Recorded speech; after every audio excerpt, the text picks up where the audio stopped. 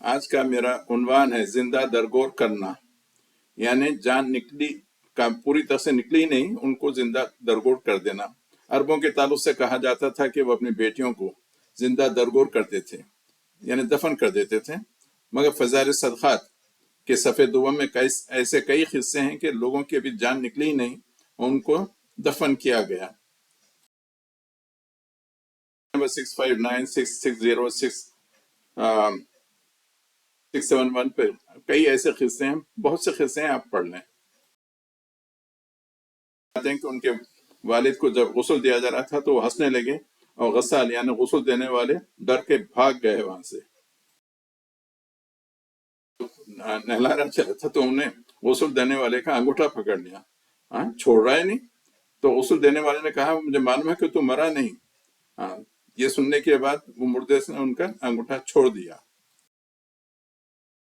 کہ ان کے کوئی مریض مر گیا، نہیں مرا نہیں، اس نے آ کے کہا کہ میں کل ظہر کے وقت مر جاؤں گا، اور واقعی وہ ظہر کے وقت مر گیا، اور جب دفن کیا گیا تو اس نے آنکھیں کھول دی۔ اچھا، خبر میں آنکھیں کھول دی۔ لوگوں نے پوچھا کہ کیا تو مرا نہیں؟ کہنے لگا نہیں، میں زندہ ہوں، اور اللہ کا ہر عاشق زندہ ہی رہتا ہے۔ کہ بنی شیبہ کے پاس ایک خوبصورت آدمی کی لاش پڑی ہوئی تھی، میں نے اس کو غور سے دیکھا تو ہنسنے لگا۔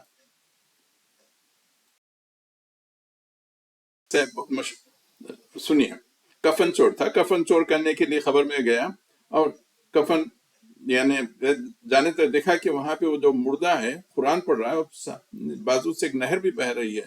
یہ دیکھ کر وہ بے ہوش ہو گیا اور خبر میں گر گیا، 3 روز تک اسی خبر میں پڑا رہا۔ لوگوں نے جب نکالا، اس سے پوچھا کہ کیا ہوا، تو اس نے پورا قصہ بتایا۔ لوگوں نے پوچھا کہ پھر ٹھیک ہے ہم کو وہ خبر دکھا۔ اس نے کہا نہیں، میرے کو خبر یعنی وہ خواب میں وہ مردہ آیا، بتایا کہ اگر تو نے اس خبر کے بارے میں لوگوں کو بتایا تو فتنوں میں مبتلا ہو جائیں گا، اس لیے اس نے خبر کا پتہ نہیں بتایا۔ ایک بہت مزے کا قصہ ہے، صفحے نمبر 592 پر ہے، کہ ایک صاحب اپنے پنڈلیوں پر کوڑے مارتے تھے۔ پتہ نہیں یہ کون سا، یعنی سیلف انفلیکشن، یعنی اپنے آپ کو اذیت دیتے تھے۔ بولتے تھے کہ یہ کس وجہ سے کرتے ہیں؟ کہتے ہیں کہ صحابہ کرام کو معلوم جائے کہ ان کے پیچھے بھی لوگ ہیں جو ان سے زیادہ یعنی پتہ نہیں ان سے زیادہ یعنی درجوں میں ان سے زیادہ بڑھ جائیں گے، یعنی پیروں پہ کوڑے مارتے رہو تاکہ صحابہ سے زیادہ آپ کا درجہ ہو جائے۔ میں صفحے نمبر 221 پر مالک بن دینار کا کہنا ہے کہ ایک نوجوان تھا جس کے پاس توشہ وغیرہ کوئی نہ تھا، اور خطر لباس بھی نہیں تھا، ننگا حج کر رہا تھا۔ خیر جب قربانی کا موقع آیا تو اس نے اللہ سے کہا اللہ تعالیٰ میرے پاس کچھ بھی نہیں ہے قربانی کے لیے۔ اللہ نے اس کی فریاد قبول کری، اسی کو مار ڈالا، یعنی وہ خود ہی قربان ہو گیا۔ ٹھیک ہے،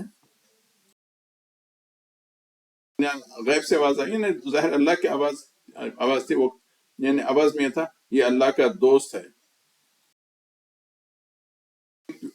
ہو گئی رات کو اسے خواب میں دیکھا اور پوچھا تمہارے ساتھ کیا معاملہ ہوا؟ کہنے لگا جو شہداء بدر کے ساتھ ہوا بلکہ شہداء بدر سے بھی کچھ زیادہ ہوا۔